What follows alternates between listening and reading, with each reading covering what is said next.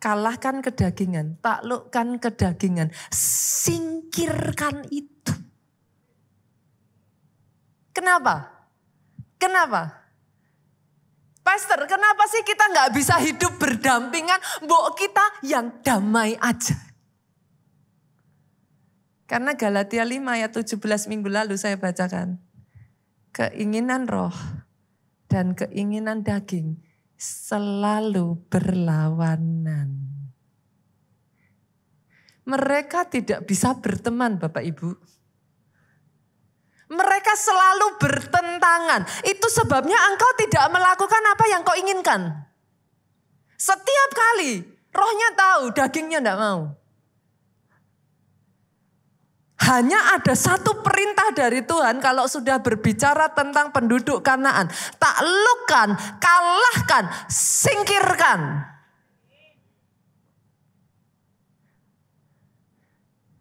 Hari ini saudaraku saya memanggil loh. Bangkitnya orang-orang Kristen yang tidak kompromi dengan kedagingan. Memangnya kedagingan apa, Pastor? Galatia 5 turun sedikit ke ayat 19 sampai ayat 21. Ini 2 minggu yang lalu kita sudah bahas, saudara. Apa itu kedagingan? Saya bacakan ya, saudara.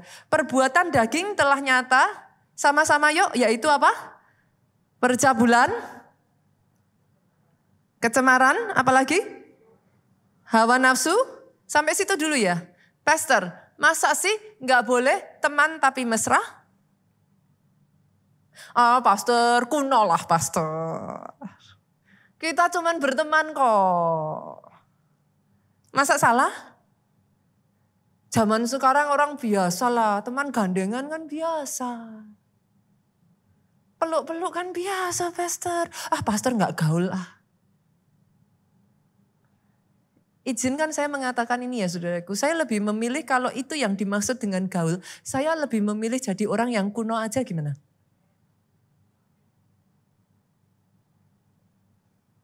Sorry to say, saudara. Dalam hal ini ya, saudaraku. Saya tahu ini bukan message yang enak. I know this is a hard truth. But regardless a hard truth, it is a truth. Apa itu kehidupan daging lagi? Penyembahan berhala, sihir, perseteruan, perselisihan. Pastor, dikit-dikit aja lah pastor. Zaman sekarang horoskop, masa nggak boleh tuh pastor? Itu di mana-mana kan dibaca tangannya. Saya cuma main-main kok pastor. Saya tunjukkan ya saudaraku, saya tunjukkan. Kita terus turun dulu aja. Iri hati, amarah, jangan dipandang sederhana saudara. Kepentingan diri sendiri. Percederaan, roh pemecah, ini jangan saudara anggap main-main ya saudara. Kedengkian, kemabuan, pastor masa sih nggak boleh mabuk-mabuk tipis? Saya tahu saudara, saya tahu. For some people saya akan dianggap kuno. So be it. Pesta pora dan sebagainya. Kenapa? Kenapa saya memilih demikian? Terhadap semuanya itu, ku peringatkan kamu. Penulis dari kitab Galatia ini ngomong diulang lagi. Seperti yang telah ku buat dahulu. Artinya apa? Berarti sudah pernah diperingatkan toh? Ini bukan peringatan pertama, saudara. Ku peringatkan kamu bahwa barang siapa melakukan hal-hal yang demikian, ia tidak akan mendapat bagian dalam kerajaan Allah. Period.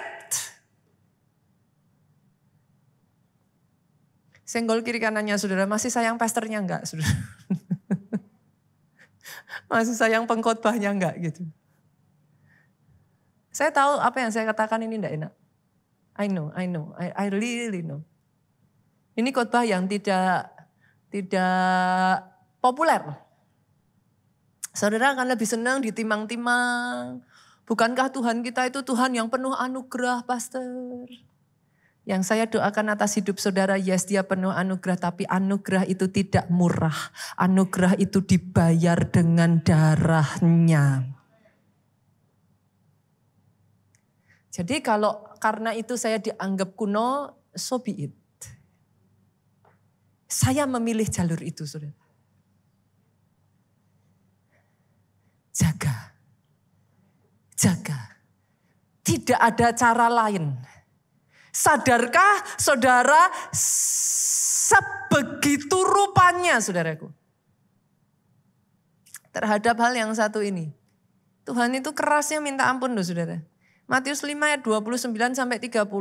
Yesus sendiri ngomong, maka jika matamu yang kanan menyesatkan engkau, cungkillah dan buanglah itu. Banyak orang dicungkil, masukin lagi. Di sini disuruhnya, cungkillah dan buanglah itu. Keras saudara, keras. Yesus tuh at the same time, dia itu sangat lembut. But at the same time terhadap yang namanya dosa, dia itu sangat keras sekali saudara. Karena lebih baik bagimu jika satu dari anggota tubuhmu binasa daripada tubuhmu dengan utuh dicampakkan ke dalam neraka. Ini keras saudara. Sorry ya, saya tahu ini gak enak saudara. Dan jika tanganmu yang kanan menyesatkan engkau, penggallah, buanglah itu. Karena lebih baik bagimu jika satu dari anggota tubuhmu binasa daripada tubuhmu utuh masuk neraka. Gak enak saudara, saya tahu. Pastor nyenggol ya, enggak, saya nabrak saudara. In case masih ada di antara saudara, that's how you live. I'm not gonna make it smooth. Saya tidak akan membuat apa yang saya katakan ini lembut. Syukur kalau ketabrak dan setelah itu saudara bertobat. Karena gak ada cara lain. So what should I do, Pastor? Apa yang harus saya lakukan? Yuk kita buka Roma pasalnya yang ke-8 ayatnya yang ke-13. Sebab jika kamu hidup menurut daging. Nah ini loh saudara. Masalahnya kenapa? Kenapa Tuhan gak suruh bangsa Israel berdampingan dengan Kanaan? Kenapa harus ditaklukkan? Kenapa harus disingkirkan? Sebab jika kamu hidup menurut daging, kamu akan mati. Tetapi jika oleh roh, kamu mematikan perbuatan-perbuatan tubuhmu. Apa perbuatan tubuh? Kedagingan. Kamu akan hidup. So now saudaraku, kalau sudah berbicara tentang ini semua ya saudara. Saudara tuh cuma punya dua pilihan. Hidup atau mati. Kalau saudara mau dagingmu hidup, rohmu mati. That's it. Titik. Pilih mana? Saudara tidak bisa ada di, boleh gak Pastor? Saya abu-abu aja. Dikit-dikit ya masih lah Pastor. Saya kan masih manusia. No. Alkitab jelas kok. Sebab jika kamu hidup menurut daging, kamu akan mati. In case saudara bingung apa itu daging, sudah saya bacakan. Tuhan memang maunya potong Kanaan. No compromise, saudara tidak hidup berdampingan. Saudara harus taklukkan, kalahkan pilihannya. Hidup dalam daging dan engkau mati atau hidup oleh roh dan engkau hidup. Gak ada pilihan lain. Gereja Keluarga Allah mempercayai hal ini. Yang sepakat boleh aminnya yang paling keras. Boleh kita kasih tepuk tangan yang paling meriah buat Yesus Tuhan kita. Dan cara terbaik untuk mengalahkan daging yang paling manjur itu doa puasa. Loh, beneran saudara, literally. Konsepnya tuh simple. Segala sesuatu yang gak dikasih makan, lama-kelamaan akan lemah dan mati. Loh itu konsepnya simple saudara. Jadi kalau saudara terus-menerus kasih makan daging saudara, ya jangan heran daging saudara merajalela. Puasa itu punya dimensi yang sangat luas saudaraku, broad spectrum. Puasa itu punya arti merendahkan diri di hadapan Tuhan. Puasa punya arti saudara berseru dan bertobat. Minta ampun di hadapan Tuhan. Tetapi puasa literally punya arti mematikan daging. Loh maksudnya gimana Pastor mematikan daging? Literally Bu, gak dikasih makan itu dagingnya. Beneran gitu. Ketika daging saudara nggak dikasih makan, dia lemah.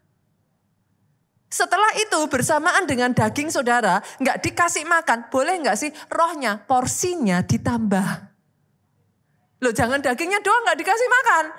Rohnya juga nggak dikasih makan percuma. Itu sebabnya bukan disebut puasa titik, tapi doa puasa. Gereja kita sedang ada di dalam kegeraan doa puasa ya. Kita ada di dalam kegeraan doa puasa 40 hari saudaraku dari 1 Mei kemarin nanti sampai 9 Juni. Pastor saya udah terlambat, senggol kiri kanan. Gak pernah ada kata terlambat. Saudara mau mulai besok, hari ini sudah makan, mau mulai besok juga boleh. Hitung aja 40 hari setelah itu. Tidak ada kata terlambat. Saudara mau tahu daging itu hidup? Gampang kok. Saudara mau puasa, orang Jawa bilang aras-arasen. Saudara. Apa itu aras-arasen? Males. Kerasa nggak daging itu nyata? Nah coba aja. Kalau saudara mau puasa, kalau daging itu nggak hidup ya langsung yes. Ayo kita puasa. Kenyataan bahwa daging itu masih ada. Dia akan ngomong gini, tapi pastor perut saya tuh punya GERD pastor. Saya kalau nggak makan pusing pastor. Ini saya disclaimer juga ya saudaraku. Kalau saudara memang punya kondisi kesehatan tertentu, konsultasikan kepada dokter. Oke, jadi disclaimer dulu ya. Saya juga enggak ini ya saudaraku. Tetapi yes, daging itu nyata. Dia akan berusaha untuk melawan terus tuh. Tapi kalau saudara biarkan daging saudara merajalela terus, susah itu nanti dikendalikan saudara. Akhirnya kalau nggak hati-hati, saudara sehari makan itu bisa 4, 5, 6, 7, 8 kali loh. Pernah nggak ngerasain kalau sudah sampai di tahap itu, mau berhenti susah.